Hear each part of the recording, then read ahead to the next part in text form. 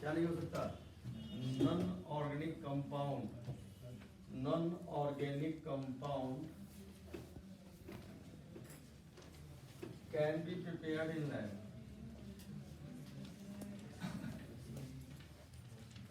और ये आप लोग के ही जमात के थे, जमात समझते हो? डॉक्टर थे, फिजिशियन थे, एस्ट्रोलॉजिस्ट थे, स्पेस रिसर्चर थे। इनसे जो मैंने नाम लिए इनसे बहुत इनका प्रोफाइल ऊंचा था। डाल्टन साहब से, बायस से और लेवाइजर साहब, तीन। ठीक है, तो जब नहीं होगा तो नहीं होगा। एक और फिजिशियन में 20 साल के बाद इनके इंस्टीट्यूट में, स्वीडन के थे, जर्मनी के थे, पैट्रिक बोलर। इनके दिमाग का कीड़ा अजब था। ये बहुत अच्छे फिजिशियन ये भी थे। इन्होंने कहा डॉक्टरी प्रैक्टिस नहीं करेंगे, क्या पढ़ाएंगे? केमिस्ट्री। किसके इंस्टीट्यूट में? वर्जीलियस साहब। और जब जैसे इन्होंने इंटर किया इनके कंपाउंड में, वर्जीलियस साहब के, तो दीवालों दीवालों पे लिखा था कि non organic compound can be prepared in lab. दीवालें बोलो। तो उसका डिसिप्लिन आपको भी फॉलो करना होगा। मतलब एज ए स्टूडेंट कहीं भी जाओगे तो जो लिखा रहता है ना, जैसे नवोदय विद्यालय का है कोई, जवाहर नवोदय विद्यालय कोई बच्चा है, वहाँ की टैगलाइन अलग होती है, शिक्षार्थ आइए सेवार्थ जाइए। केवी के होंगे बच्चे, केवी के केंद्रीय विद्यालय संगठन नहीं है, आप हैं, तो वहाँ का क्या टैगलाइन है? यही है, सेम शिक्षा।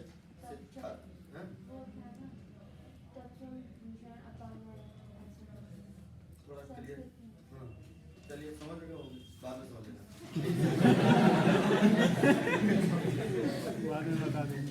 उन्होंने कहा कि भैया ऐसा होगा नहीं, ये संभव है नहीं, ऑर्गेनिक कंपाउंड भी बनाए जा सकते हैं।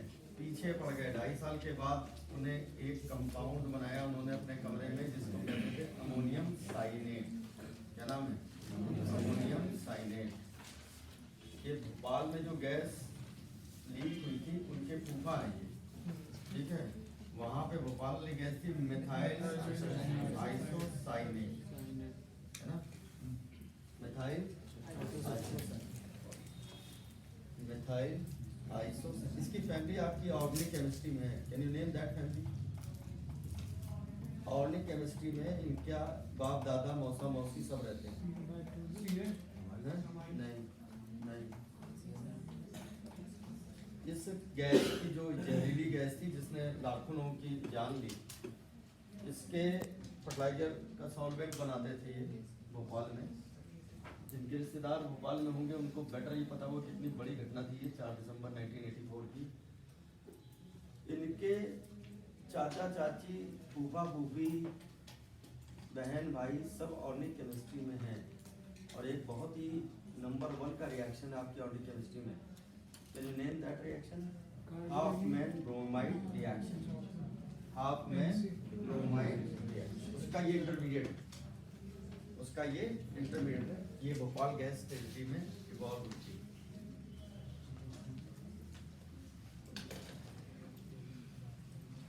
बहुत बड़ी घटना थी जिसको दबाया गया था उस समय की गवर्नमेंट द्वारा। हैजार्ड्स बहुत बढ़िया तरीके से दबाया गया था।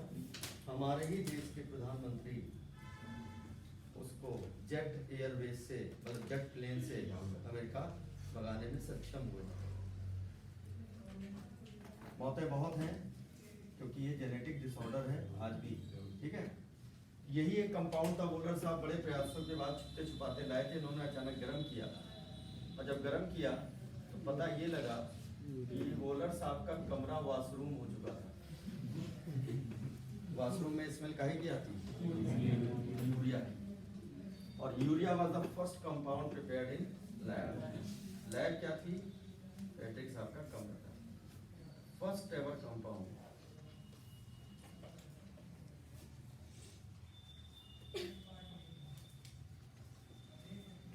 prepared in lab। और यहाँ अगर ये बोलो साहब ना होते तो आज केमिस्ट्री के 2 ही पार्ट होते, एक कौन सा इनऑर्गेनिक और एक फिजिकल। इनऑर्गेनिक में ग्रुप 14 काफी लंबा होता है, थोड़े बहुत तो होते ही ना, बताया जाता है। और बायोलॉजी भी उतनी अच्छी तरह सिंथेसाइज ना होती क्योंकि बायोलॉजिकल रिएक्शन सारे ऑर्गेनिक हैं हमारी बॉडी के अंदर।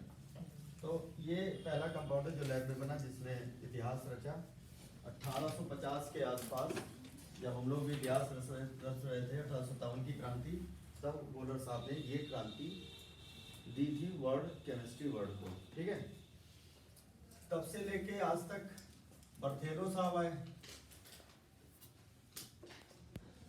नाम स्पेलिंग बहुत गजब होती है। बर्थेलो साहब इन्होंने क्या किया, इन्होंने पहला ऑर्गेनिक कंपाउंड बनाया जो अपने एलिमेंट से बना, और वो कौन था, एसिटिक एसिड भी था, इथाइन भी था, C2 प्लस H2 लिख लो, C2H।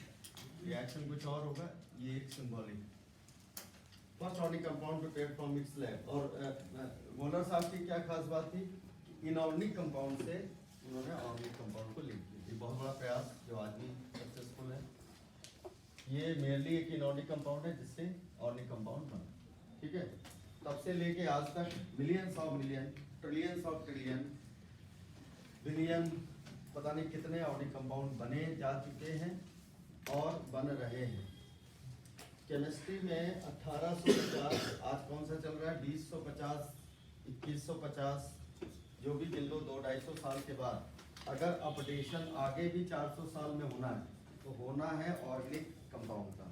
क्योंकि बेटा NaCl पहले भी था 100 साल पहले, इस सोडियम आयन ऑक्टेडल वाइड में होते हैं, और chloride ion corner plus space centre. ठीक है, क्रिस्टल है तो आज भी क्रिस्टल है। जिंक सल्फाइड का फॉर्मूला जिंक सल्फाइड ही है आज भी, और 100 साल पहले और 200 साल के बाद भी। अपडेशन जो हो रहा है वो ऑर्गेनिक केमिस्ट्री में, पॉलीमर साइंस में, न्यूक्लियर साइंस में, इसमें अपडेशन की बाढ़ लगी हुई। ठीक है, तो यहाँ से ऑर्गेनिक केमिस्ट्री स्टार्ट होती है, और इनको of course he was better known as father of organic chemistry.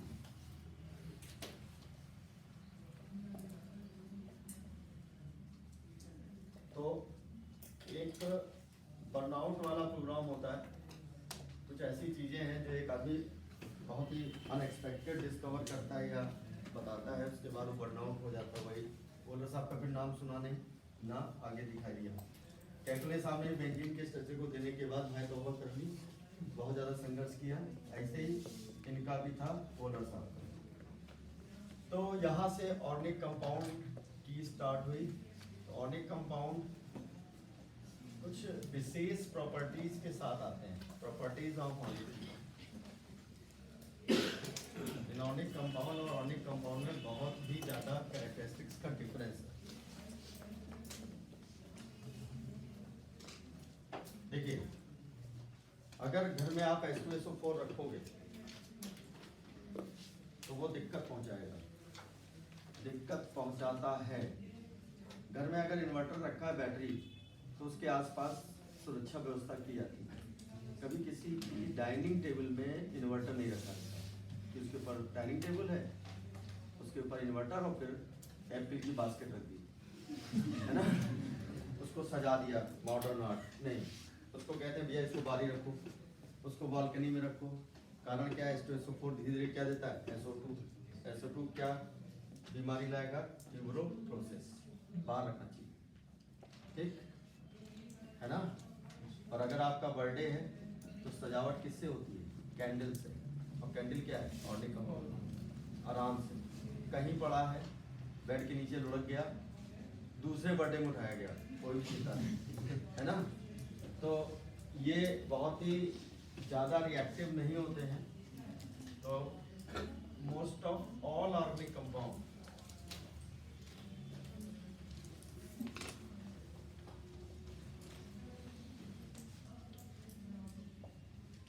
are stable towards heat and light.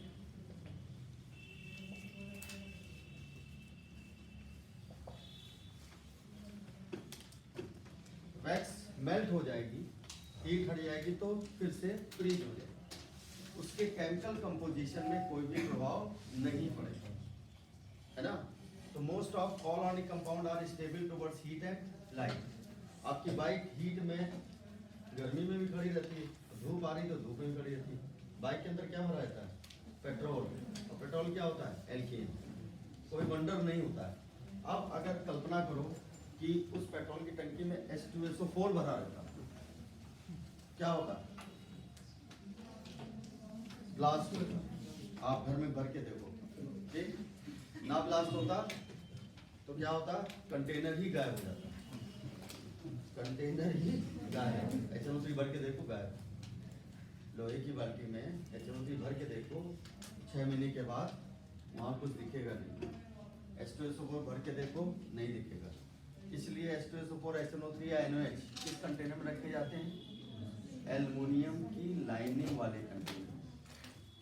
Aluminium क्या करता है? पैसिव ऑक्साइड बनाता है, Al2O3, जो कि थर्मली बहुत ज़्यादा इनर्ट होती है और वैसे भी रिएक्टिव नहीं होती। एल्यूमिनोथर्माइट प्रोसेस पे क्वेश्चन आया था 2-3 साल पहले, आते ही रहता है, याद है? एल्यूमिनोथर्माइट प्रोसेस क्या होता है?